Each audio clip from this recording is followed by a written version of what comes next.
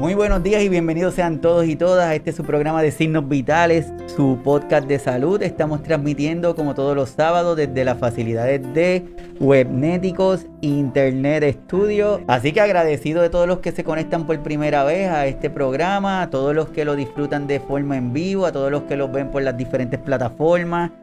Hoy estamos de lujo porque tengo una súper invitada que ya es una colaboradora, amiga del programa, y sé que la van a pasar súper bien, la información que tiene para con nosotros compartir. Yo espero que se acomoden, que se sienten cómodos, que abran los oídos para que puedan escuchar esta información que va a ser de beneficio de cada uno de nosotros. Y les presento a la doctora Lilian García. Bienvenida.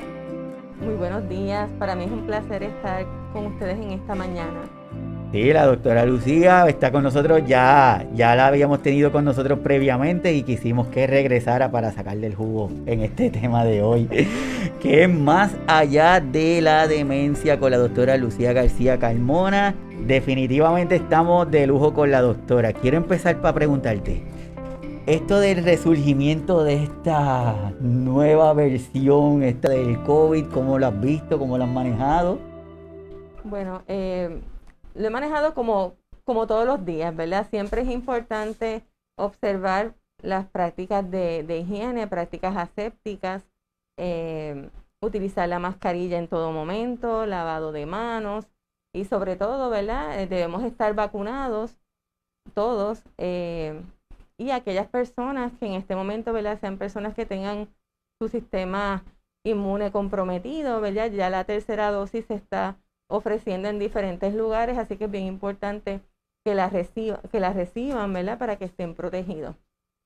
Eso es súper importante. Sabemos que hay como que mucha resistencia a la administración de la vacuna, sabemos que hay como que muchas historias y lo que siempre le decimos es que no estamos para convencerlo, esto no es ni bueno ni malo, lo que es importante es que las decisiones que usted tome sean basadas con la información más real, más precisa, más concisa y que su decisión que te decida pues se va a estar respetando pero con toda la data posible, así que esperamos que así sea. Hoy, Lucía, vamos a hablar del tema más allá de la demencia. Todos sabemos que la demencia es un síndrome que se desarrolla a través del tiempo, presenta algunos síntomas donde el que más llama la atención es la pérdida de la memoria. Tenemos que es una enfermedad que es progresiva, que dentro de la demencia hay un grupo de condiciones que estoy seguro que tú nos vas a estar hablando de ellos. ¿Qué tenemos con esto de más allá de la demencia?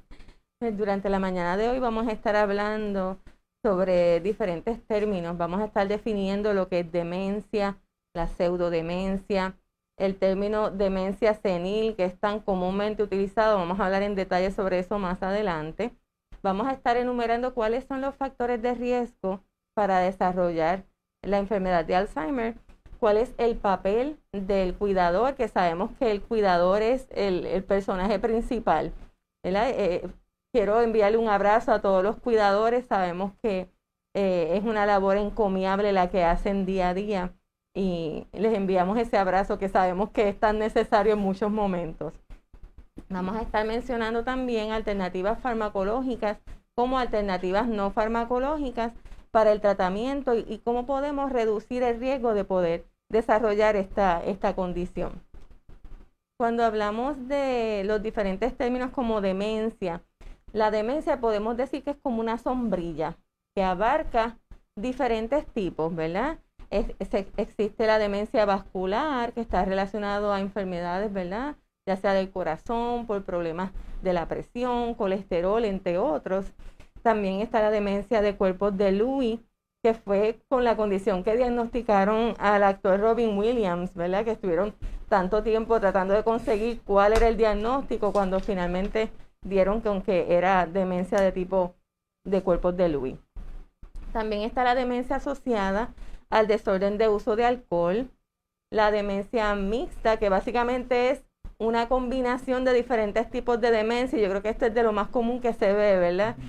Pacientes que tienen historial de desorden de abuso de alcohol y también tienen condiciones cardiovasculares y tienen demencia vascular y eventualmente desarrollan demencia por Alzheimer, pero son pacientes que también tienen historial de Parkinson y pueden desarrollar demencia secundaria a la condición de Parkinson, que son otros tipos, ¿verdad? Como se incluye la de Parkinson, también la frontotemporal y la que le llaman la enfermedad de las vacas locas, que también es otro tipo de demencia, y las demencias que son reversibles, que en el pasado se le conocían como pseudodemencia, ¿verdad? Pseudo significa aparente, y pues ya no se le llama de esa manera porque al decir pseudodemencia pudiera implicar como que la persona se está haciendo, que los síntomas no son reales. Y algunos tipos de pseudodemencia o demencias reversibles son aquellos que son causados, por ejemplo, por deficiencia de vitamina B12 o secundario a el uso de algunos medicamentos, que una vez se retira la causa, pues entonces los síntomas suelen desaparecer. ¿Okay?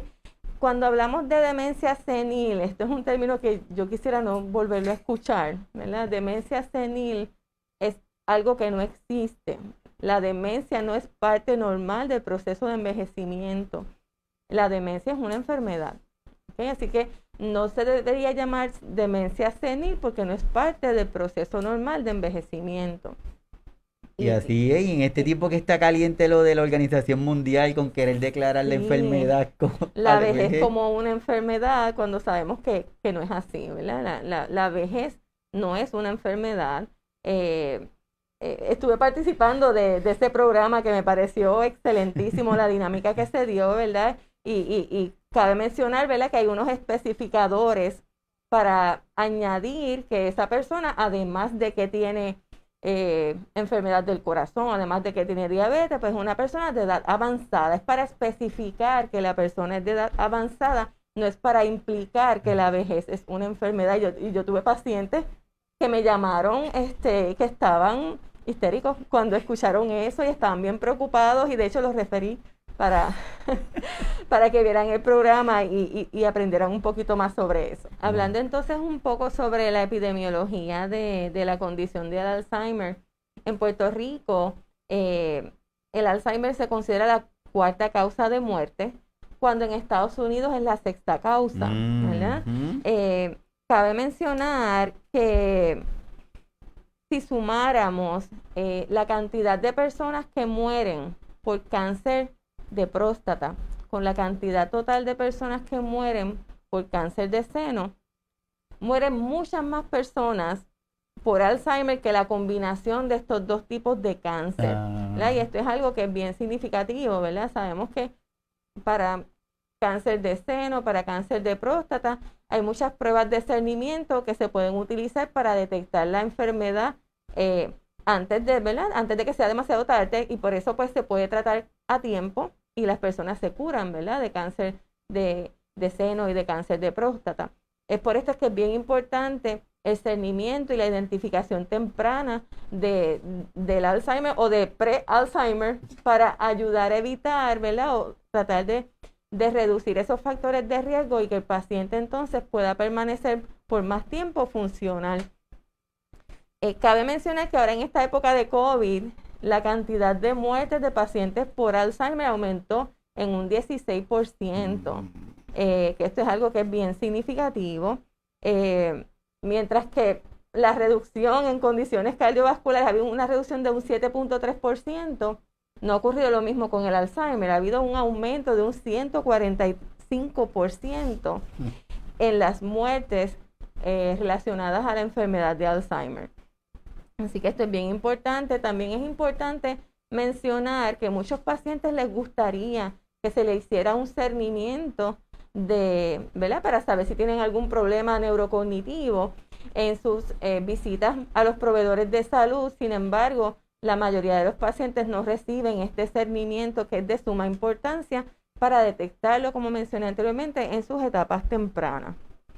Cabe mencionar que los adultos transgénero experimentan mayores tasas de deterioro cognitivo, y estamos hablando de la percepción que ellos tienen en términos de deterioro cognitivo. De esto pues hace falta estudiar un poco más, ¿verdad?, porque son poblaciones que no necesariamente se estudian individualmente, ¿verdad?, se segregan para ver qué es lo que ocurre, ¿verdad? Y muchas de estas personas pues Algunos pudieran estar recibiendo tratamientos hormonales, otros no. Otros van a depender de cuál es la percepción que ellos tienen y eso pues hace un poquito más difícil la estratificación para poder estudiar, pero en términos generales, en cuestionarios que se han hecho a la población de adultos transgénero, pues ellos experimentan mayores tasas de deterioro cognitivo subjetivo, por decirlo así.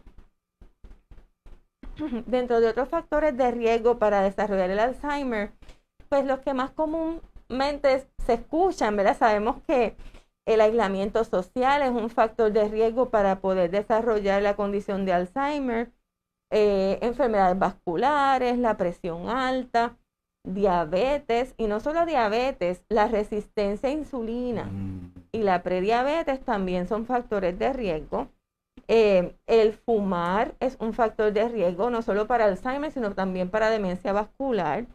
La edad avanzada, que es un factor de riesgo que no podemos modificar, ¿verdad? Aunque queramos usar Restilena, aunque existen las cirugías plásticas, pues la edad que tenemos cronológica va a seguir siendo la misma, ¿verdad? Así que antecedentes familiares o historial familiar es un factor de riesgo de todos conocidos.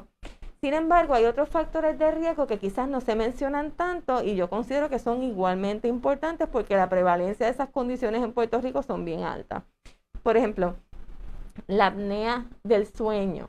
La apnea del sueño es un factor de riesgo para desarrollar no solo Alzheimer, también demencia vascular, fibrilación atrial, que es un tipo de arritmia que puede aumentar el riesgo de que la persona entonces tenga un derrame cerebral, ¿verdad? O apoplejía, un ataque cerebral, que también, ¿verdad? Aumenta el riesgo de demencia vascular. Así que es bien importante que si usted tiene historial de apnea del sueño y usted se le prescribió un CPAP o una máquina, ¿verdad? Para que usted utilice por las noches al dormir, que por favor la utilice porque está reduciendo el riesgo de muchas cosas, de Alzheimer, demencia vascular, de derrames cerebrovasculares. También va a estar reduciendo las probabilidades de que tenga un accidente de tránsito, porque si usted no duerme bien, ¿verdad? Usted se puede quedar dormido guiando.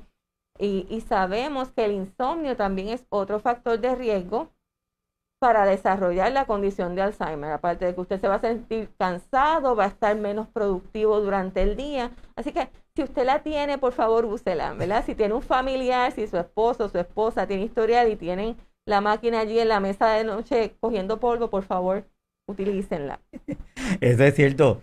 Lo que dice la doctora, hoy día los avances de la ciencia, los avances de la tecnología nos han permitido ir ajustando y modificando algunas cosas y nos han permitido ser más certeros en los diagnósticos. Por eso es que dicen, es que antes no se veía tanto, pero quizás es que antes no se diagnosticaba tanto porque no teníamos las herramientas para hacerlo. Exacto. Entonces la parte de la apnea de sueño es vital porque incluso, yéndonos un poquito para atrás, sabemos que hasta la capacidad o la calidad de sueño interfiere en nuestro sistema inmunológico, Eso es así. nos ayuda a combatir contra condiciones, mejora nuestro nivel de atención, incluso nuestros cuidadores y nuestras cuidadoras a veces es que yo debo estar enfermo porque yo siento que no tengo fuerza, que yo estoy cansado. Y cuando tú le preguntas, ¿cuánto tiempo tú duermes? ¿Qué es eso? Está bien restringido, así que estos son pequeñitos detalles que son importantes y a los que se están conectando recientemente. Le damos la bienvenida. Estamos con la doctora Lucía García Carmona hablando de más allá de la demencia. Así que bienvenidos. Otro factor de riesgo que también es importante mencionar es la pérdida auditiva, ¿verdad? Si usted o su familiar o conocido necesita utilizar audífonos, ¿verdad? Es bien importante que los utilicen.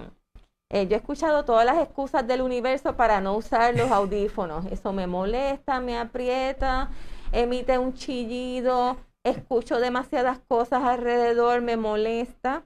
Pero con los audífonos ocurre igual que ocurre con los espejuelos, ¿verdad? Cuando usted le recetan unos espejuelos, el primer día a usted le va a molestar, se va a sentir mal, en lo que probablemente se acostumbra a la receta, ¿verdad? Entre otras cosas, le puede molestar en la oreja, le puede molestar en la nariz, pero a medida que usted lo va usando, llega el momento en que usted está buscando los espejuelos porque no los encuentra y resulta ser que usted los tiene puestos, porque ya se acostumbró a que los tiene puestos todo el tiempo que ni los siente. De la misma manera ocurre con los audífonos. Es importante utilizarlos, ¿verdad? Al principio utilícelo quizás unas pocas horas en lo que se va acostumbrando y día a día vaya aumentando el tiempo hasta que usted se va a acostumbrar a utilizarlos todo el tiempo. Y eso también va a ayudar en la comunicación, ¿verdad? Porque si usted no escucha bien, usted no va a poder ejecutar porque no entendió lo que le dijeron. Y por otro lado, aumenta el riesgo de Alzheimer. Así que es bien importante que se utilice. Recientemente ha salido información sobre la contaminación del aire y el riesgo de desarrollo de Alzheimer, ¿verdad? Que se pudiera estar implicado en un aumento en el riesgo si la calidad del aire no es, ¿verdad? Como debería estar. Niveles altos de homocisteína, que esto es una prueba que se hace de laboratorio, ¿verdad? El médico lo ordena, ayuda para identificar si hay inflamación sistémica, ¿verdad? Que es esa inflamación que uno no necesariamente ve, pero que está en el interior de nosotros, y cuando esos niveles están aumentados, pudiera aumentar el riesgo del Alzheimer. La depresión, el pobre manejo del estrés, no le digo estrés porque todos estamos expuestos al estrés. El problema no es el estrés, es la manera en que reaccionamos al estrés al cual estamos expuestos día a día. Así que, hablando otra vez un poquito más sobre la vacunación, ¿verdad? Muchas personas pueden pensar que el vacunarse aumenta el riesgo de Alzheimer, ¿verdad? Y se ha visto que lo que ocurre es todo lo contrario, ¿verdad? Hay estudios que sugieren que adultos que se vacunaron contra difteria y tétano, polio e influenza tuvieron un riesgo menor de desarrollar Alzheimer que aquellas personas que no se vacunaron. Por otro lado, las personas que se vacunan contra la influenza anualmente tienen una reducción en mortalidad. Así que es bien importante vacunarnos. Ya estamos en la época de vacunación de influenza. Ya las vacunas de influenza han llegado a muchos lugares, así que les exhorto a que por favor, ¿verdad?, saquen su cita y se vacunen contra la influenza. Pacientes que tienen Alzheimer, si se enferman por influenza o por COVID, tienen una mortalidad mayor y una prognosis peor, ¿verdad? Los síntomas suelen ser peores que personas que no tienen la condición. Así que es bien importante que se vacune el paciente y que se vacune el cuidador, sobre todo el cuidador, ¿verdad? Porque en ocasiones es difícil sacar al paciente con Alzheimer de la casa, particularmente si está en estadios avanzados, ¿verdad? Que estén en cama, aunque sí existen los mecanismos para que entonces se vacune en su casa. O sea que no es una excusa que el paciente esté en cama para no vacunarse.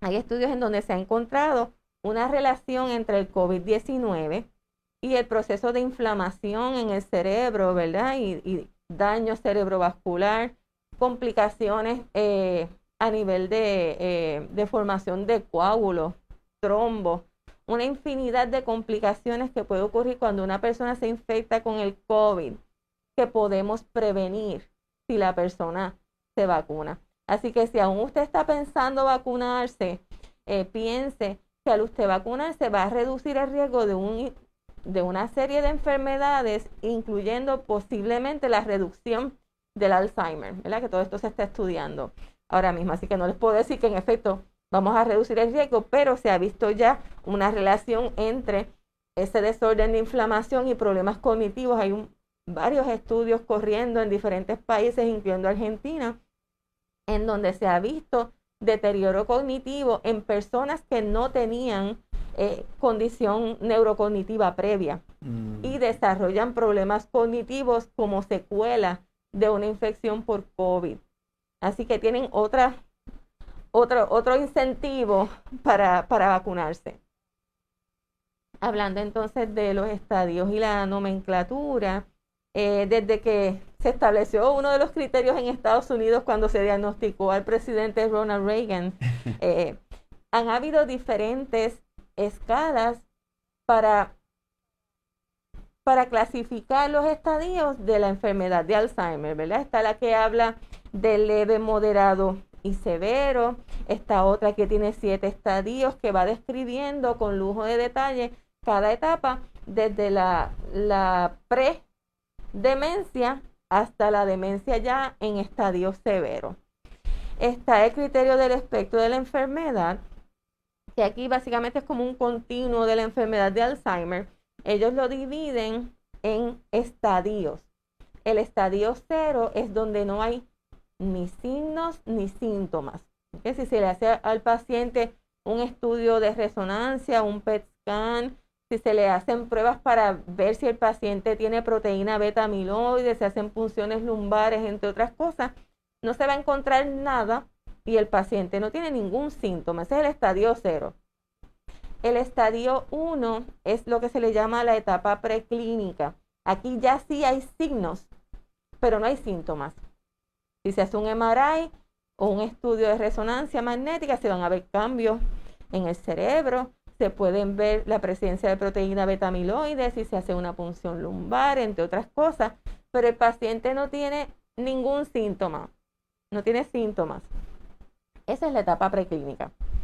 El estadio 2 es lo que en el pasado se le conocía como mild cognitive impairment o desorden cognitivo leve, que ahora bajo el DSM-5, que es lo que se le conoce como la Biblia de psiquiatría, por así llamarlo, pues se le conoce como desorden neurocognitivo leve. Y se le cambia la manera de llamarlo, porque cuando hablamos de demencia, lo primero que se le ocurre a uno cuando alguien le dice que está demente, ¿verdad? Esa persona está loca. Y para evitar esa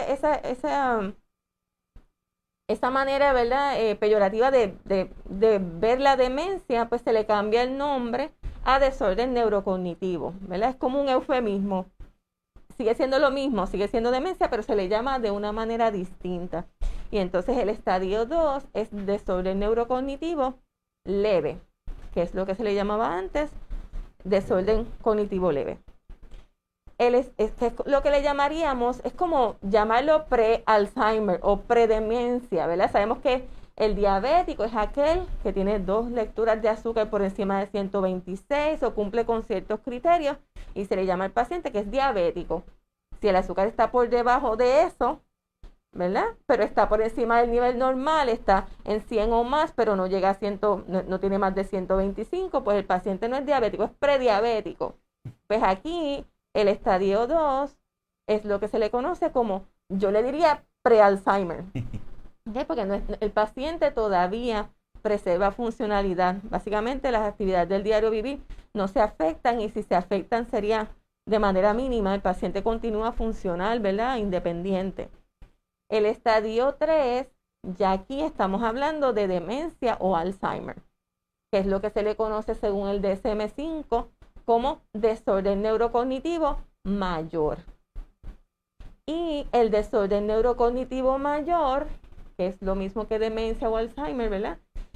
O demencia de tipo Alzheimer, se subdivide en leve, moderado y severo, ¿verdad? Leve, los síntomas quizás no son tan fáciles de identificar, el paciente todavía preserva función de muchas actividades, aunque la memoria reciente se afecte, ¿verdad? Este es el paciente que no recuerda que desayunó esta mañana, pero sabe que se dio de cena el día de su boda, hace 50 años atrás. Cabe mencionar, ¿verdad?, que hay diferentes dominios afectados en la enfermedad de Alzheimer. Cuando hablamos de Alzheimer, prácticamente el Alzheimer es sinónimo de problemas de memoria, ¿verdad? De eso es de lo que se habla todo el tiempo. Sin embargo, eso no es lo único que se afecta. Se afectan 6 dominios en esta condición, ¿verdad? Entre ellos, la capacidad motora que tiene el paciente, la percepción de espacio y profundidad, y es por esto que el paciente tiene un mayor riesgo de caerse, pudiera tener dificultad para hacer actividades del diario vivir, porque la parte motora se afecta, ¿verdad? También se afecta el lenguaje. Puede que el paciente tenga dificultad para encontrar las palabras, ¿verdad? Sepa de qué objeto se está hablando, él sabe lo que es, pero no puede decir el nombre, no recuerda cómo llamarlo, ¿verdad? Como cuando a veces uno dice, lo tengo en la punta de la lengua, pero no me sale la palabra. Yo conozco a esa persona, pero no me viene a la mente el nombre, lo tengo en la punta de la lengua, ya mismo me acuerdo. Pues es algo similar, ¿verdad? Que tienen esa dificultad para encontrar palabras.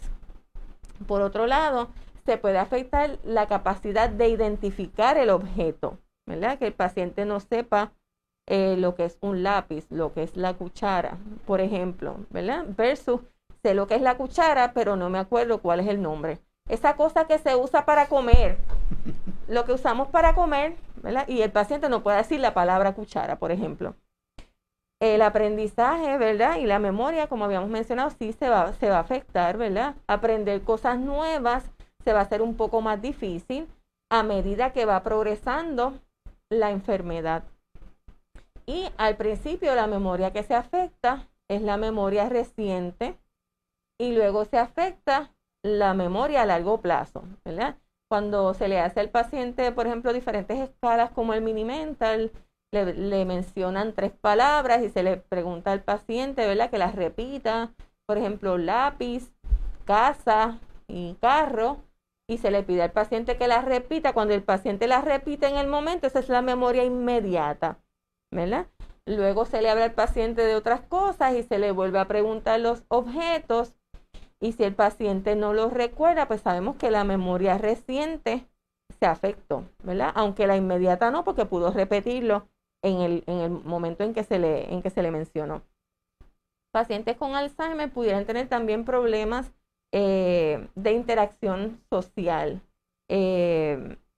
Muchas veces se aíslan, que pudiera estar relacionado a la condición, como pudiera estar relacionado también a problemas de depresión, que en muchas ocasiones coexisten, ¿verdad? Y no se sabe qué vino primero, si fue el huevo o la gallina. El paciente puede tener depresión y presentar problemas de memoria y problemas en la ejecutoria secundario a la depresión. Y eso no quiere decir que el paciente tenga Alzheimer, ¿verdad? Y en este caso, pues si el paciente se trata con antidepresivos, el paciente muy seguramente va a mejorar esos síntomas, ¿verdad? En estos casos, pues bien fácil la prueba de reloj, ¿verdad? Un paciente que esté deprimido, por más deprimido que esté, va a poder dibujar un reloj de manera correcta y va a poderle decir la hora que tiene un reloj de manecilla versus un paciente que tenga demencia, que en etapas ya de moderadas a severas no lo va a poder ejecutar. Que eso es algo que se pudiera utilizar también para hacerlo. La atención compleja, ¿verdad? Ya cuando el preparar una receta complicada, ¿verdad? Cuando es algo que la persona quizás acostumbraba a hacer y de momento pues se le olvidó el ingrediente principal de lo que estaba haciendo, la manera de utilizarlo, ¿verdad? Las funciones ejecutivas, que ya estas son más complejas, cuadrar chequera, entre otras cosas, ¿verdad? Así que todo esto es bien importante. ¿Y por qué lo menciono? Porque cuando hoy en día, ¿verdad? Todo el mundo está bien ocupado trabajando, muchas veces las personas de edad avanzada están en Puerto Rico, sus hijos están en Estados Unidos y otras partes del mundo, y el paciente está solo. Y si llamamos a nuestros padres y hablamos con ellos 5 minutos, no vamos a poder identificar estas señales que son tempranas. Porque si la conversación se limita a ¿cómo estás? ¿Qué hiciste hoy? ¿Te fue bien?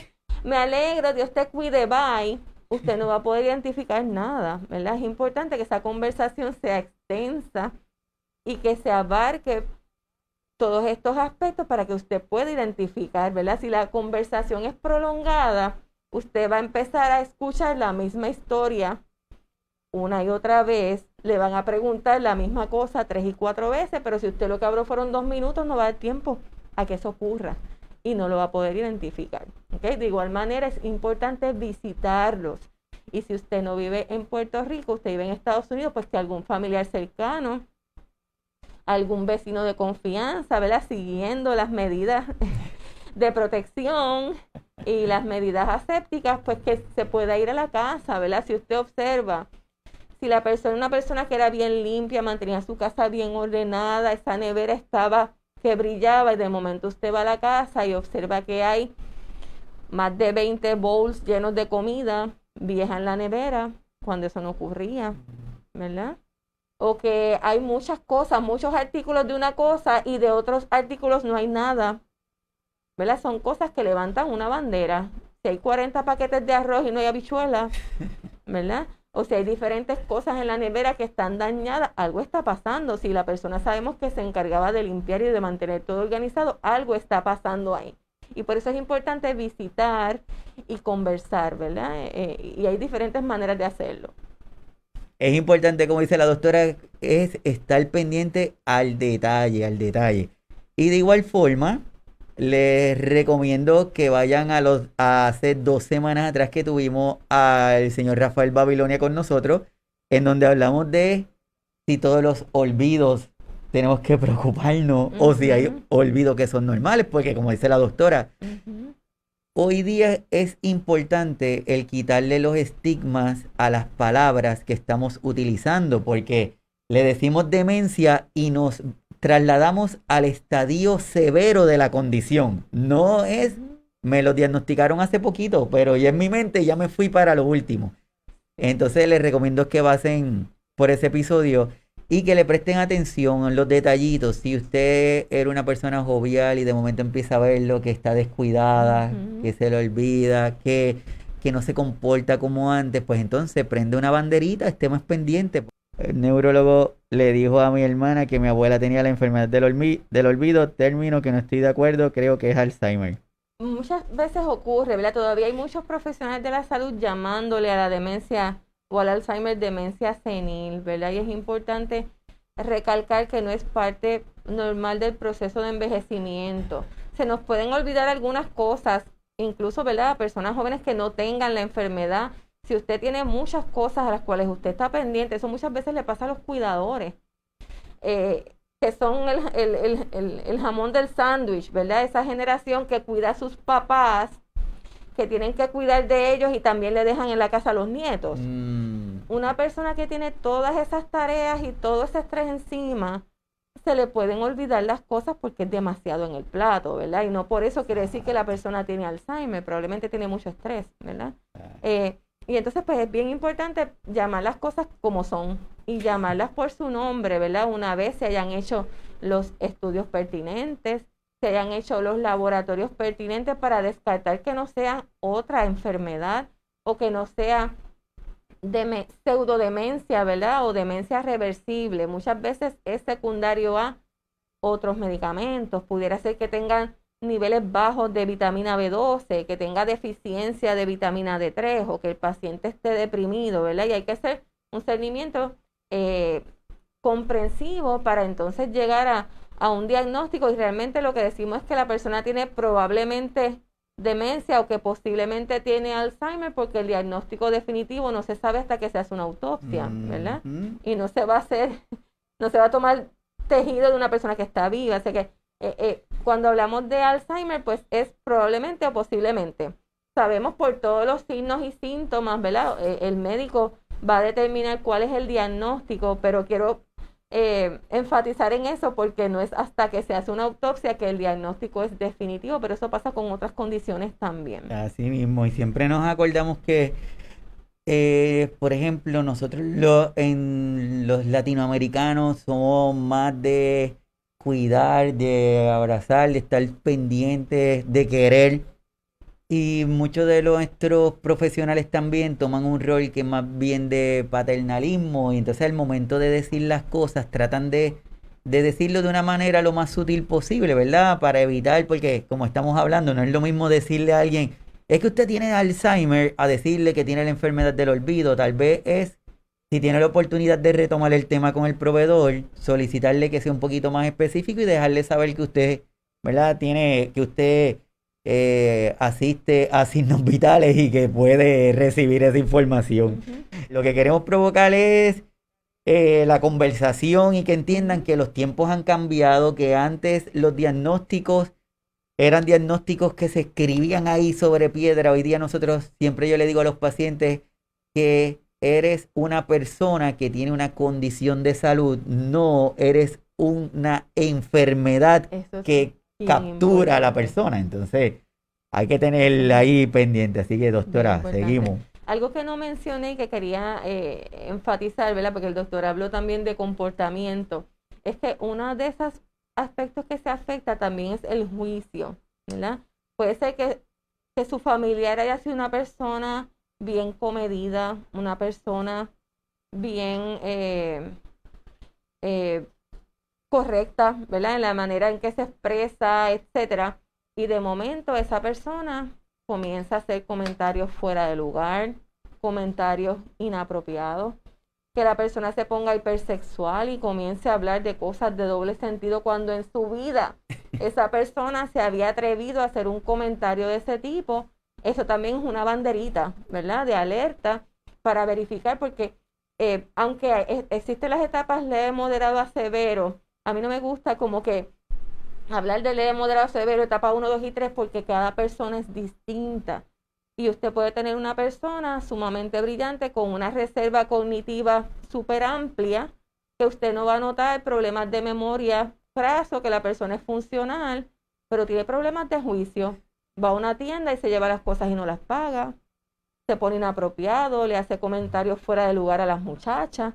Entre otras cosas, cuando era una persona que jamás había hecho eso, pues eso también es una bandera de alerta para que se evalúe el paciente y se identifique por qué se está comportando así cuando esa no es la manera de esa persona usualmente comportarse, ¿verdad? Y no es que necesariamente sea un viejo verde que ahora, ¿verdad? Es porque probablemente está teniendo problemas de juicio y se está comportando de manera inapropiada sin querer hacerlo, ¿verdad? Y entonces esto es bien importante porque muchas veces el familiar piensa, está haciendo esto a propósito, lo está haciendo porque me quiere hacer sentir mal, y el paciente tiene problemas de juicio, no sabe lo que está haciendo, ¿ok? Otros aspectos relacionados a la seguridad que es bien importante mencionar, ¿verdad? Es el manejo de los medicamentos. Si el paciente lleva mucho tiempo tomando las mismas medicinas, pues vamos a ver que el paciente probablemente va a poder manejar los medicamentos con poco problema o poca dificultad, pero en la medida en que se le hacen cambios en los medicamentos, ahí es que vienen los problemas, ¿verdad?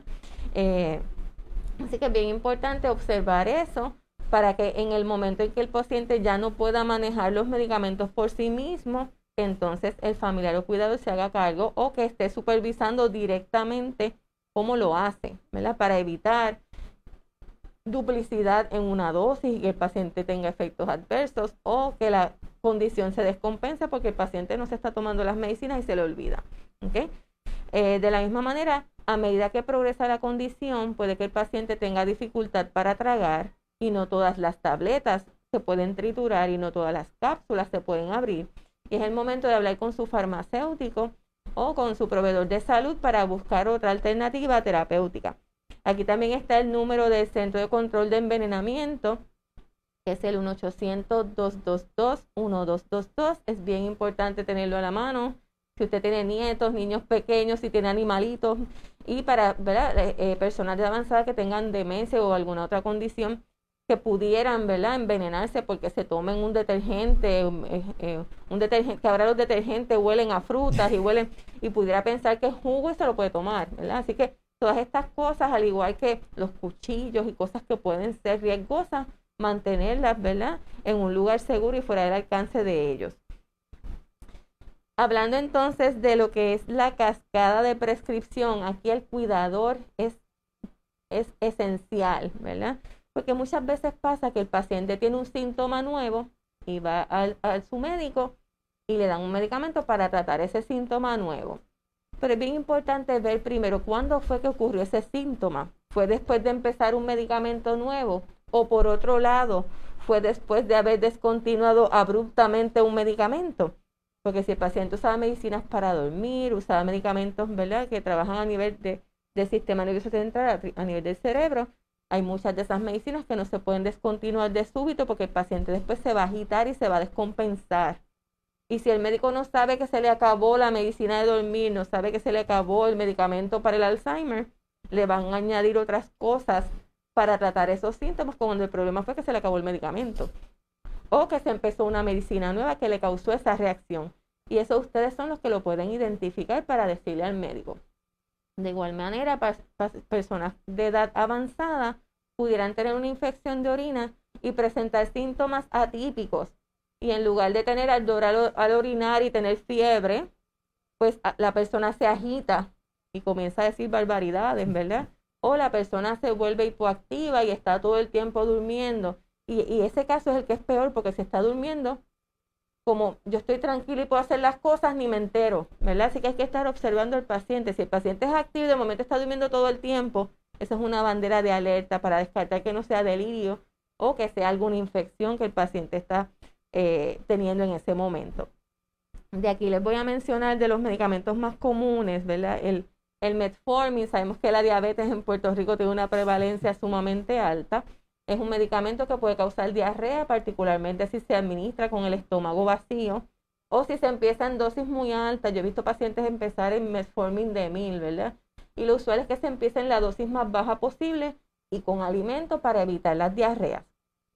El uso prolongado de metformin, por otro lado, disminuye los niveles de vitamina B12 y mencionamos que niveles bajos de vitamina B12 pueden causar problemas de memoria. Así que si usted está tomando metformin, es importante que se le hagan niveles de vitamina B12 para evitar que tenga deficiencia y tenga problemas de memoria y después le diagnostiquen que tiene Alzheimer cuando es deficiencia de vitamina B12. ¿Está bien? Así que por eso es bien importante. Y a su vez eso trae que le den un medicamento para las diarreas como Imodium, que si se usa por tiempo prolongado le puede causar estreñimiento o puede incluso causar problemas con el ritmo del corazón. Es importante lo que estás comentando.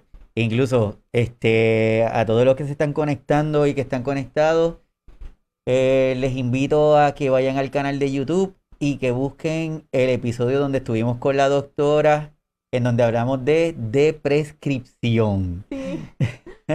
En ese episodio está espectacular, lo pueden encontrar en el canal, incluso en la página de aquí de Facebook, pero si van al canal de YouTube lo pueden encontrar, en donde hablamos con la doctora sobre de prescripción, que está espectacular.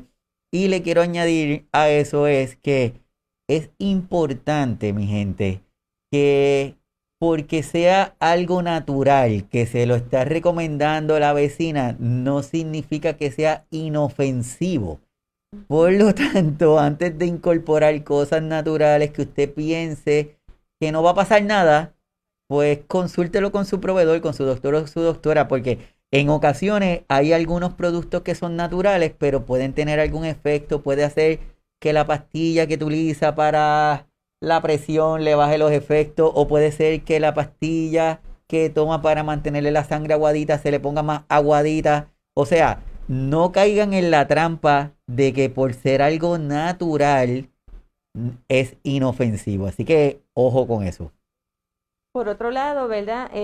Hay otros productos como por ejemplo el St. John's Wort, que ahora que vamos a tener las personas con la tercera dosis, ¿verdad? Muchas veces, muchos de los pacientes que van a recibir la tercera dosis del COVID son personas que tienen trasplante y están utilizando medicamentos que son inmunosupresores, ¿verdad? Que bajan las defensas de nuestro cuerpo.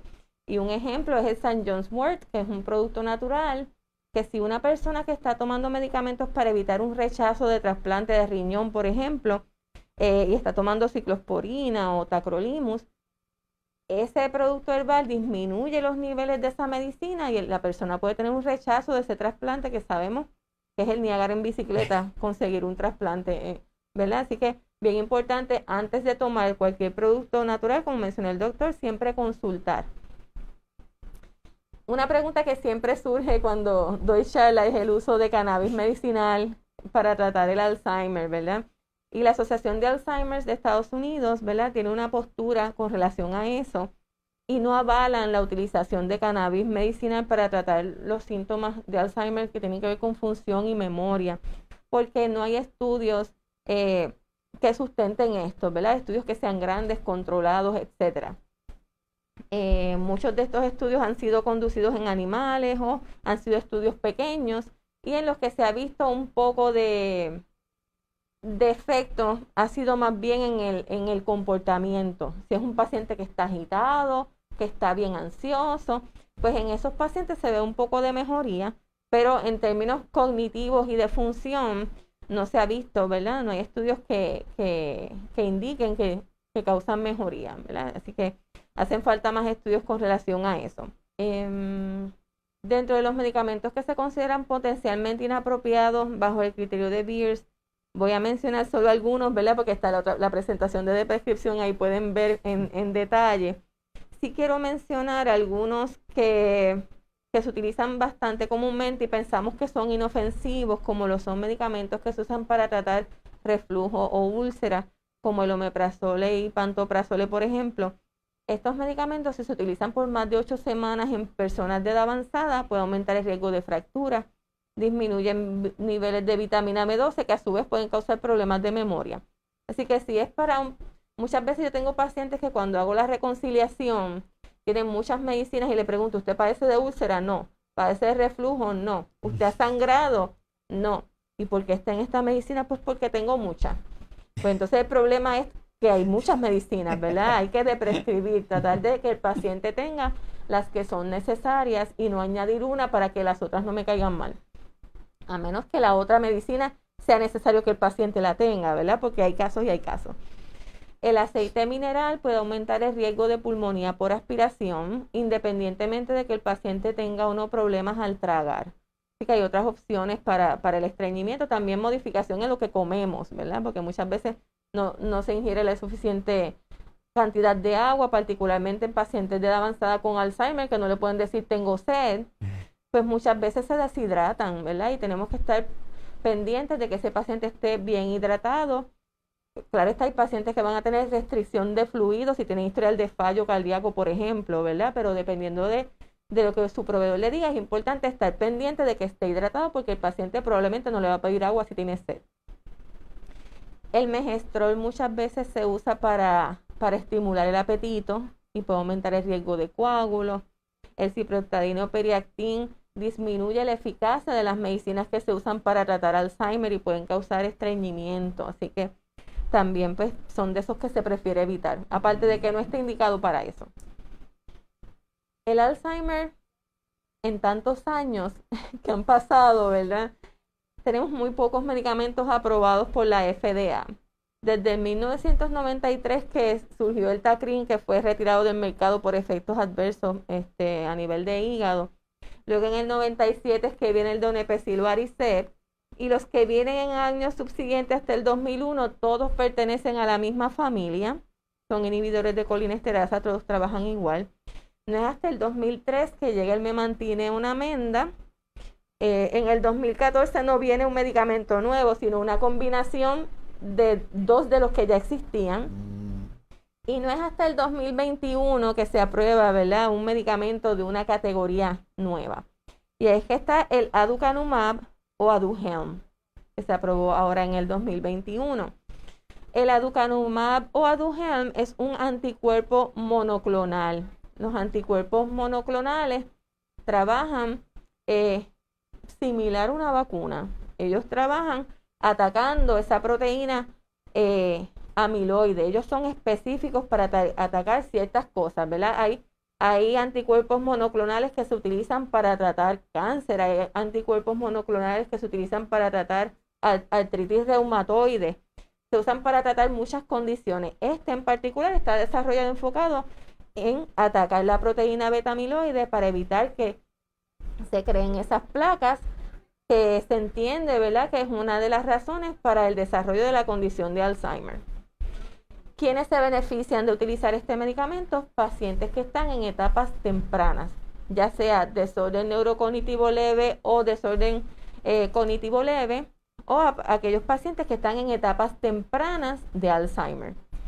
Pacientes en estadios severos, ¿verdad?, ya en etapa ya tardía de la condición, pues ni se ha estudiado ni se ha visto beneficio. Así que esos no son los pacientes que van a utilizar este medicamento. ¿Qué se requiere? Antes de comenzar este medicamento es importante que el paciente tiene que tener un MRI, un estudio de resonancia magnética, ¿verdad?, antes de comenzar el medicamento, y luego una vez se va dosificando el medicamento hay que repetir MRI para evaluar la existencia de unas anomalías que pueden ocurrir, que se le llaman anomalías relacionadas al amiloide o ARIA, ¿verdad?, por sus siglas en inglés. La H, que tiene que ver con hemorragias y con problemas de hemosiderosis, que tiene que ver, ¿verdad?, con todo ese hierro que se deposita por la hemorragia que puede ocurrir. Y el ARIA E, que la E es de edema o inflamación que puede ocurrir a nivel del cerebro. ¿Okay? Este medicamento tiene como como desventaja quizás la ruta de administración, las otras medicinas que mencionamos, pues son medicamentos que se administran por boca o vienen en parche o parcho, como comúnmente le decimos, vienen en parche y es fácil administrar o vienen líquidos, pero esto es una infusión que se administra por la vía intravenosa. Esto no es algo ¿verdad? Que usted se lo va a administrar al paciente en su casa. Es algo que probablemente va a requerir que se administre en hospital, ¿verdad? Que se despache en una farmacia especializada para que se le pueda administrar al paciente. Se va titulando la dosis poco a poco, cada 4 semanas. Se empieza en 1 miligramo por kilo de peso y se va titulando hasta llegar a la dosis de mantenimiento, que es la de 10 miligramos por kilo, que es la que se entiende que es terapéutica. Sin embargo, es la dosis que tiene una prevalencia mayor de estos efectos adversos, que incluyen dolor de cabeza, que puede ocurrir hasta un 20% más de los pacientes a los cuales se le administra, y los problemas de la hemorragia y de la edema cerebral, que puede ocurrir en más del 20% de los pacientes que llegan a la dosis de 10 miligramos por kilo al día. Aunque al buscar en la literatura, puede que no veamos que tiene contraindicaciones o puede que veamos que no tiene interacciones, ¿verdad? Esto es lo que se vio en los estudios y sabemos que en los estudios muchas veces se excluyen pacientes que toman medicamentos que tienen un índice terapéutico estrecho o que tienen un alto riesgo de causar efectos adversos o interacciones, ¿verdad? Estos pacientes no estaban tomando anticoagulantes, por mencionarle un ejemplo. Y sabemos que si el medicamento puede causar hemorragia, ¿verdad? Inferimos que si el paciente está tomando un anticoagulante, que si el paciente está tomando aspirina o un antiplaquetario, pudiera tener un riesgo de sangrado mayor, ¿verdad? Eso es lo que inferimos. No lo puedo constatar porque no se estudiaron, pero ¿verdad?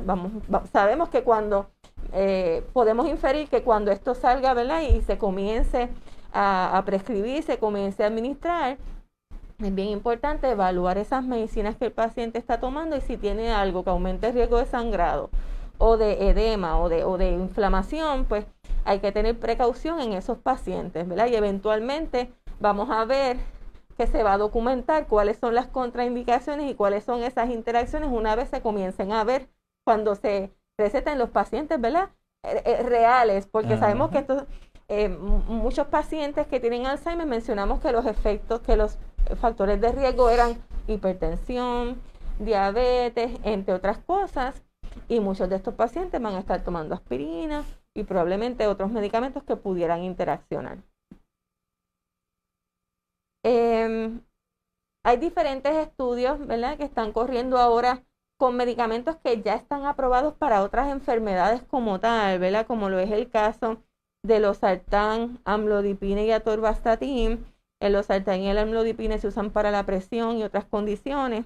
El atorvastatin se usa para el colesterol y esto es más bien en pacientes ya a nivel preclínico, que son esos pacientes que no tienen síntomas pero tienen signos, ¿verdad? Que pueden tener cambios a nivel cerebral, pero no tienen ningún síntoma y son funcionales. En el efecto metabólico, el metformin, ¿okay? Le mencioné que el metformin disminuye niveles de vitamina B12. Con esto no le estoy diciendo que lo descontinúe. La recomendación es que se le hagan niveles y que si tiene deficiencia se suplemente con vitamina B12, porque sabemos, ¿verdad?, que pudiera tener un beneficio incluso en pacientes con Alzheimer. Esto lo vamos a ver eventualmente cuando todos estos estudios reporten sus resultados. ¿Okay? Por otro lado, hay otros estudios también con algunos suplementos, entre ellos el Grapeseed Extract, que ahora con esto del COVID se está usando tanto, el omega 3 por su efecto que tiene en la inflamación, el jugo del berry que también tiene efecto en la inflamación y en la inmunidad, el dapagliflozin o Farxiga se usa para diabetes y el telmisartán o Micardi se utiliza pues para la presión, para proteger los riñones, para el corazón, entre otras cosas.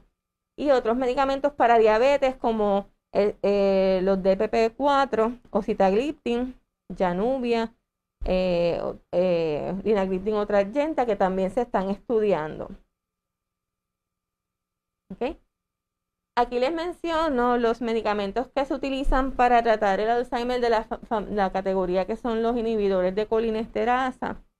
Estos agentes, solamente voy a mencionar algunas cosas específicas, no voy a hablar de dosis porque entiendo que no es necesario mencionarlo ahora, pero sí es importante que se monitoree la presión y el pulso, porque estos medicamentos pueden aumentar el riesgo de caídas y síncope, ¿verdad? Que la persona tenga un vaído, se desmaye, se caiga.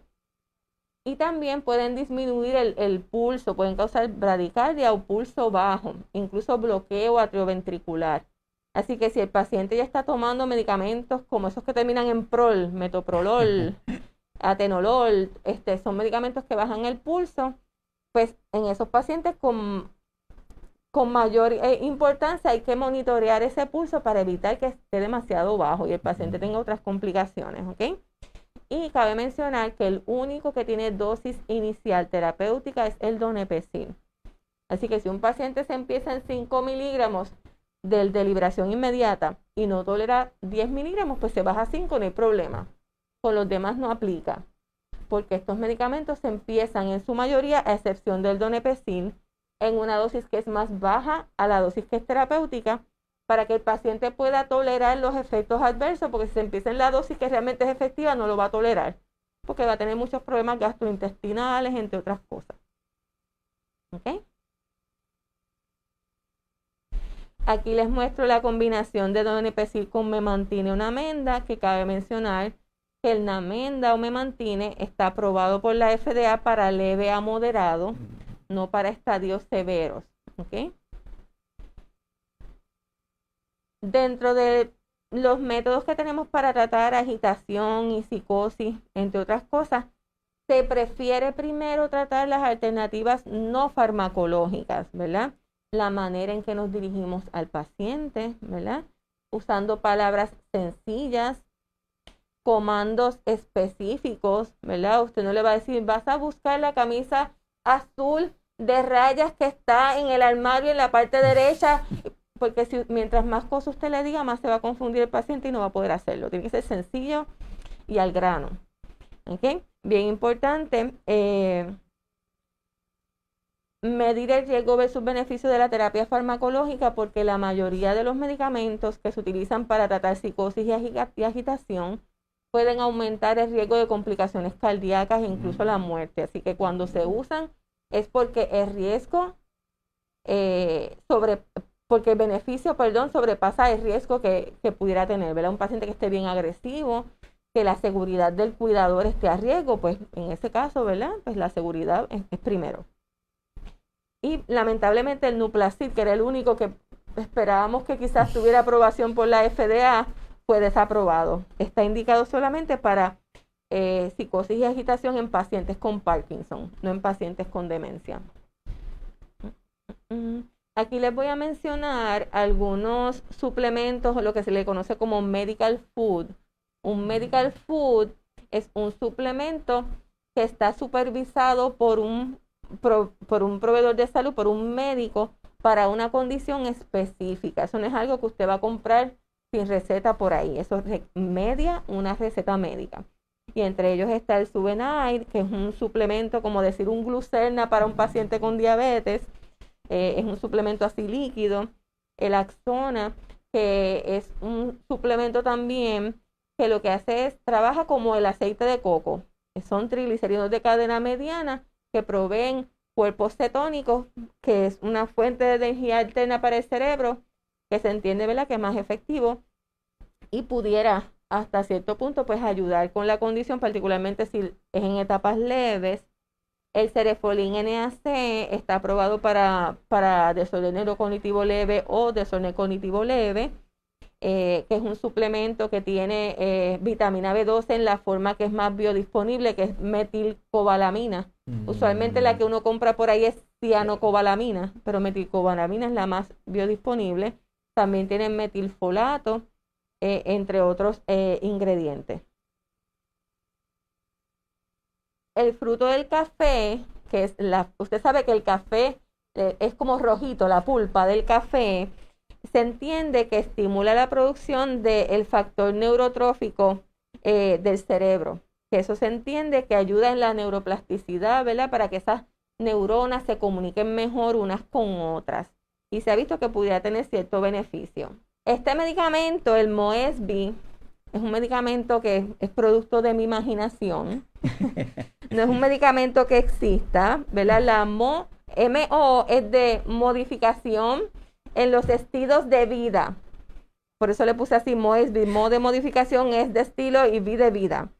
Vi por ahí un comentario de qué ejercicios se pueden usar para el cerebro en un momento dado. El ejercicio estructurado se ha visto, particularmente si es ejercicio a intervalo, se ha visto que ayudan, ¿verdad?, a reducir el riesgo de Alzheimer en los pacientes, y también ayuda, ¿verdad?, a que la persona ejecute mejor.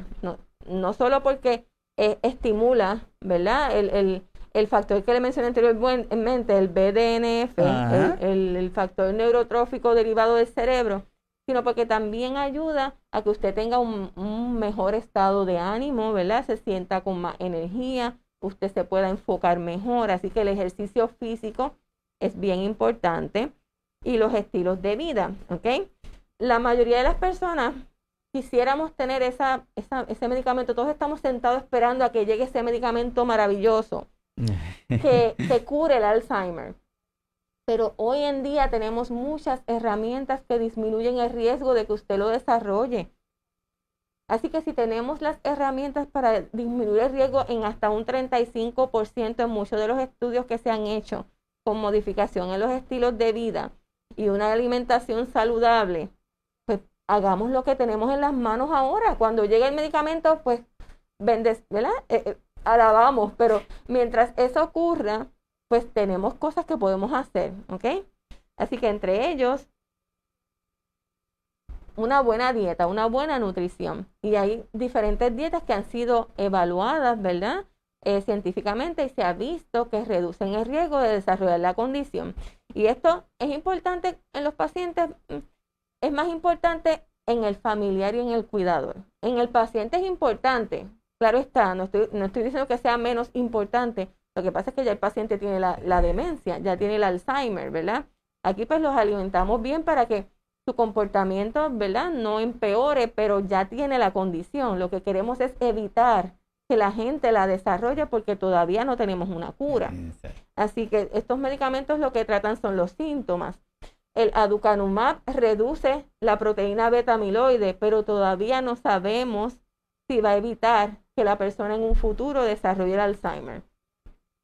Así que, ¿qué es importante? ¿Qué trae la dieta de la mente o el Mind Diet? Esta dieta es como un híbrido entre la dieta DASH, que es una dieta que se desarrolló para pacientes con condiciones cardiovasculares e hipertensión, con la dieta mediterránea, y le añade los berries, fresas, blueberries o arándanos azules, ¿verdad?, entre otros, que son frutas que se han visto, ¿verdad?, una buena prognosis en los pacientes que las consumen, aparte de que tienen un índice glucémico bajo, ¿verdad? Y sabemos que muchos de los pacientes tienen diabetes, así que es una buena opción. El ingerir vegetales en su dieta, ¿verdad?, particularmente de hoja verde intensa. El añadir legumbres, que en Puerto Rico, ¿verdad?, le decimos granos a las legumbres o las habichuelas, ¿verdad? Le decimos granos a las habichuelas y el grano es el arroz. Pero aquí le decimos granos a las habichuelas, que son las legumbres. El comer pescado graso, particularmente el salmón, pero es el salmón salvaje, el que es pescado en su ambiente natural, porque ese es el que es rico en omega, que lo obtiene de su dieta comiendo algas. El que usted compra, que dice farm raised o criado en granjas, esos no son ricos en omega 3. ¿Okay? Y lo que queremos es que usted ingiera ese pescado graso que es rico en omega 3. El consumir vino moderadamente, ¿verdad? Y cuando la persona tiene edad avanzada, el consumo moderado no es igual que cuando una persona es joven. Ya una copa es más que suficiente, ¿ok? Más de ahí no se debe consumir si la persona es de edad avanzada, y ahí tiene que consultar con su médico, ¿verdad? Porque pudiera ser que esté tomando medicamentos que interaccionen con el alcohol, así que usted consulte eso primero antes de consumir el vino. Y evitar, ¿verdad?, comida chatarra, dulces y todas estas cosas que a la mayoría de nosotros nos gustan, ¿verdad? Pero hay que tratar de evitar en la medida en que se pueda. Otro tipo de dieta que quizás no se menciona tanto es la dieta diploma, que más que una dieta también es un estilo de vida, porque incluye actividad física en otras cosas. Esta es un híbrido de la dieta de la mente que mencioné anteriormente, con algunos conceptos de la dieta cetogénica que ahora está en moda, ¿verdad? Ahora todo el mundo habla de dieta cetogénica.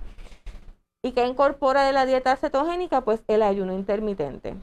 Ellos hablan de ayuno intermitente alrededor de 5 veces a la semana, no más de eso, ¿verdad? Como 12 horas al día sin comer, ¿verdad? ¿Qué quiere decir eso? Que si usted cenó a las 6 de la tarde, pues usted no va a comer nada más hasta las 6 de la mañana. Esto no es para todo el mundo. Es bien importante que usted consulte con su proveedor de salud, con su médico, con su dietista o nutricionista, antes de hacer modificaciones en los estilos de vida, porque hay diferentes condiciones que requieren cierta modificación en su alimentación, ¿verdad? Si la persona es una persona con hipoglucemia o tiene un alto riesgo de bajones de azúcar, entre otras cosas, pues es importante que usted consulte con un médico antes de hacer cualquier cambio en la dieta. Algo que ellos incorporan también es el café. Se ha visto, ¿verdad? Que el café, han habido estudios que el café incluso pudiera hasta prolongar la vida, ¿verdad? Todo tiene un límite en la vida, no es que usted se va a tomar todas las tazas. Me pasó con un paciente, me dijo, pues yo me voy a tomar como 20 tazas porque yo quiero vivir 100 años más, ¿verdad? Con moderación. Y también ellos incluyen o recomiendan la ingesta de té verde y cocoa en polvo, una cucharadita casi todos los días. No estamos hablando aquí de estos chocolate en polvo que vienen endulzados. Estamos hablando 100% cocoa. En el supermercado hay algunas marcas en particular que están disponibles y no son tan costosos.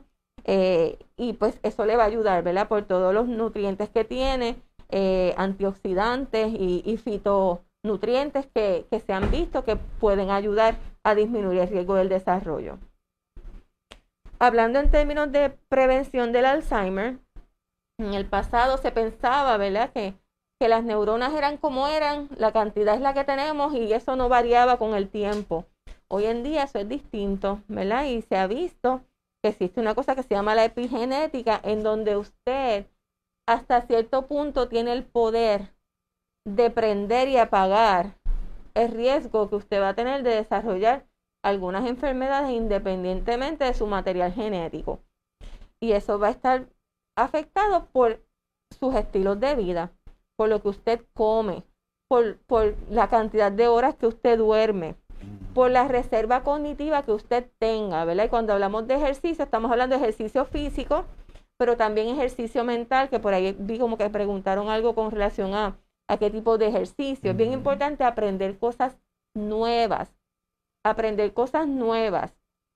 Si usted no sabe tocar ningún instrumento, aprender un instrumento musical, aprender un baile que usted no sepa, aprender lenguaje de señas. Son muchas las cosas que podemos aprender y ahora con esto de la pandemia son tantas las cosas que usted puede buscar en las redes, ¿verdad? Navegar en la internet en sitios, ¿verdad?, que sean confiables.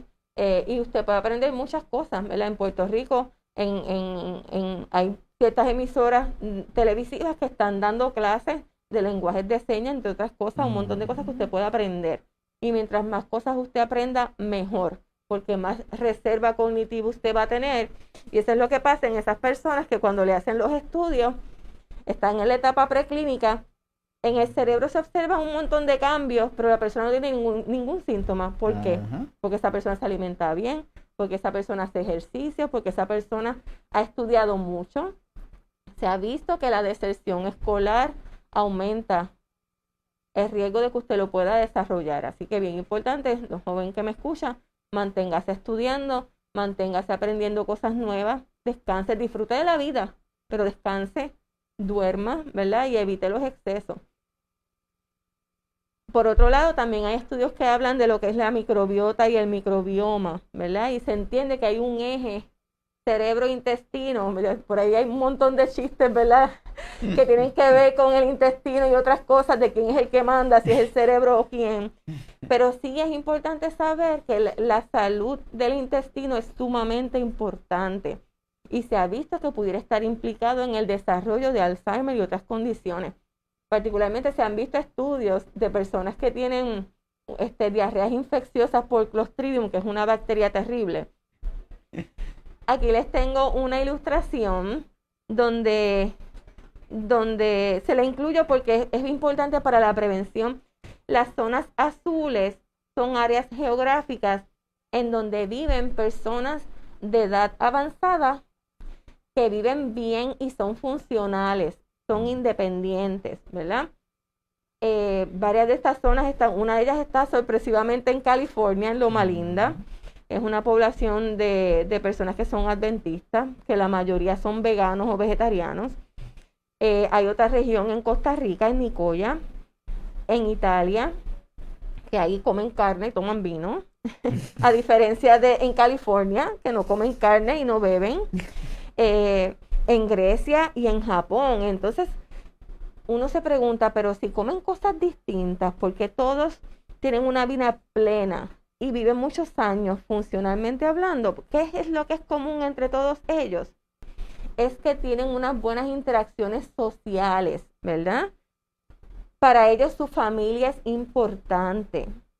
Son personas que no fuman, y lo he repetido en varias ocasiones, el fumar es un factor de riesgo para un montón de enfermedades, ¿verdad? Aumenta el riesgo de Alzheimer, aumenta la disfunción eréctil. La gente se arruga y se ve más vieja cuando fuma. O sea, que si no le mueve el cáncer de pulmón, tiene otras razones que lo pueden ayudar a dejar de fumar, ¿verdad? Disminuir el riesgo de Alzheimer, disminuir el riesgo de disfunción eréctil, el que usted se arrugue, se vea más viejo de la edad que tiene cronológica. O sea, son muchos beneficios que usted tiene cuando deja de fumar, aparte de infartos y otras cosas. Y ellos también tienen una dieta que es basada en plantas. Y no estoy diciendo que son vegetarianos, porque le mencioné que unos comen carne, pero usted asegúrese que la mitad de su plato tenga vegetales, particularmente de hoja verde intensa, y otros vegetales, ¿verdad? Y usted lo acompaña con la proteína que usted desee. Si usted es vegano, pues una proteína vegana. Si no es vegano, pues usted puede comer carne o lo que usted quiera, pescado. Pero acompáñelo de vegetales verdes. La actividad física moderada es bien importante. Tenía físicamente activo con movimientos funcionales, ¿verdad? Que son los movimientos que uno, ¿verdad?, acostumbra a hacer cuando se para, se sienta, entre otras cosas. Y eso hace que estas personas vivan por más tiempo. Y son personas que tienen una fortaleza física que no la tenemos mucho hoy en día, aunque vayamos a un gimnasio, ¿verdad? Así que bien importante todo eso. Añadir también legumbres, que son las habichuelas, las interacciones sociales, físicas. Y algo bien importante también es que todos tienen un propósito de vida. Llámenlo de la manera en que usted quiera. Y todos ellos practican la espiritualidad. Y no estoy hablando de ninguna religión en particular. Usted incluso puede ser ateo, usted puede ser, ¿verdad?, inclinarse en lo que usted lo mueva. Pero no estamos hablando de ninguna religión, porque aquí tenemos adventistas, tenemos personas que probablemente son budistas, pero hay personas que tienen diferentes creencias y pues, ¿verdad?, y se respeta. Lo importante es que usted practique algo, ¿verdad? Y se mantenga físicamente activo y se alimente de manera adecuada para reducir el riesgo no solo de Alzheimer, sino de todos los factores de riesgo que llevan a desarrollar el Alzheimer. Bien importante mantenernos conectados, particularmente, ¿verdad?, ahora en esta época de COVID. Hay que mantenerse conectados. Es distanciamiento físico, no distanciamiento social. ¿Okay? Hay muchas maneras de uno mantenerse conectado. Usted puede llamar, usted puede escribir una carta, aunque llegue de aquí a 3 semanas, pero va a llegar. Usted puede llamar a la persona, puede hacer videollamadas, y esto también aplica al seguimiento de sus condiciones crónicas. Las condiciones crónicas hay que mantenerlas bajo control para que usted disminuya el riesgo de Alzheimer y el riesgo de otras complicaciones, ¿ok? Así que si usted no puede ir, pues usted se puede atender, ¿verdad? Muchos médicos están viendo a través de videollamadas a los pacientes y se les da seguimiento de manera virtual. Lo importante es que ese seguimiento no se interrumpa.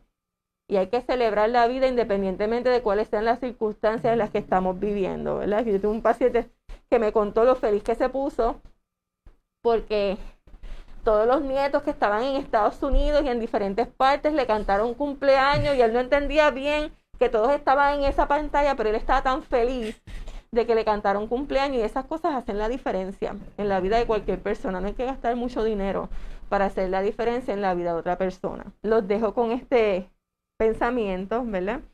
Hay una cosa que el Alzheimer no puede arrebatarnos, ¿verdad? Y eso es el amor. El amor no es una memoria, es un sentimiento que recibe en nuestros corazones y en nuestra alma, aunque en verdad se entiende que está en el cerebro, pero metafóricamente hablando siempre hablamos de que es un sentimiento. La forma en que tú lo presentas es una forma que nosotros lo podemos entender. Hay muchos comentarios en el chat que le agradecemos a todos los que están conectados, que están ahí presentes. Esperamos que la intención del programa es darle un poquito de información, que puedan seguir buscando de fuentes que sean confiables para que tengamos mejor data. Vayan y visiten el episodio de prescripción que está en el canal. Lo van a disfrutar, estamos seguros. A todos los que están conectados, gracias, porque la intención es de crear estos espacios para poder conversar y traer estos temas que son de interés. A modo ya de resumen, Lucía, ¿qué le podemos decir? Bien importante, ¿verdad? La prevención es clave para todo en la vida, ¿verdad? Así que es bien importante cuidar de todos, protegernos, ¿verdad? Use su mascarilla, vacúnese, ya está la vacuna de la influenza disponible. Si usted se administró la vacuna del COVID, debe esperar 2 semanas, ¿verdad? Después para poderse poner la de la influenza, que ya está disponible por ahí. Si no sabe cuándo le va a tocar la tercera dosis o la segunda dosis, pues coordine, ¿verdad? Consulte con su farmacéutico para ver cuándo puede administrarse otra vacuna en adición a la del COVID. Pero ya sabemos que está disponible la de influenza. Por favor, vacúnense. No espere a que esté el brote de influenza para salir a vacunarse, porque tarda varias semanas en lo que su cuerpo desarrolla los anticuerpos que lo va a proteger, ¿ok? Así que a todos los jóvenes los exhorto a que se cuiden, a que se mantengan físicamente activos, a que no fumen, que tengan estilos de vida saludables, a que se mantengan estudiando, aprendiendo cosas nuevas y haciendo ejercicio. Y esto va para los cuidadores también. Cuidador, les envío a todos un abrazo. Gracias por la labor encomiable y el amor con el que cuidan a sus familiares con Alzheimer y a seres queridos con Alzheimer. Un abrazo para todos. Por favor, cuídense, busquen ayuda, utilicen todos los recursos disponibles. La Asociación de Alzheimer de Puerto Rico tiene diferentes grupos de apoyo alrededor de toda la isla. Llame, pida ayuda, comuníquese con otros familiares para que lo reemplacen en un momento dado, para que usted tenga momentos de respiro y usted se pueda cuidar y pueda respirar y pueda dedicarse a hacer lo que usted quiera, aunque sean unas horitas al día. Eso es bien importante para evitar la quemazón del cuidador, ¿ok? Así que un abrazo a todos, gracias por participar, por estar presentes, y muchas bendiciones para todos. La próxima semana vamos a tener este tema: prevención del suicidio, hablar para dar voz a la vida. Esa es conmemoración del 10, es el día de la prevención del suicidio. Pues vamos a estar aquí el 11 hablando de este tema, así que todos están cordialmente invitados. También quiero agradecer a todos los amigos y amigas, porque ya pasamos los 1000 amigos en la página de Facebook, así que así que gracias por confiar y que están ahí. Y también quiero reconocer a la Universidad de Puerto Rico, el recinto de ciencias médicas, específicamente en la Escuela de Medicina, que me dan este privilegio de ser parte de su grupo de doctores que ayudamos a los estudiantes, a los nuevos doctores de medicina y familia a salir. Yo les digo a los doctores que llegan donde mí, que cuando están conmigo, mi intención es que desaprendan porque las cosas están en los libros, y en los libros pues en internet y cosas así. Entonces, pero gracias, para mí es un placer y un privilegio estar compartiendo con la Escuela de Medicina, así que súper. Nada, pues doctora, gracias, espero que sigas Gracias aquí con nosotros. Siempre a la orden. Súper, así que están todos cordialmente invitados desde Puerto Rico, agradecidos por el tiempo que estuvieron con nosotros. Nos vemos el sábado. Así que abrazo a Papachao, como dice el doctor Robinson. Cuídense mucho y nos Hasta vemos. luego. Bye bye. Bye.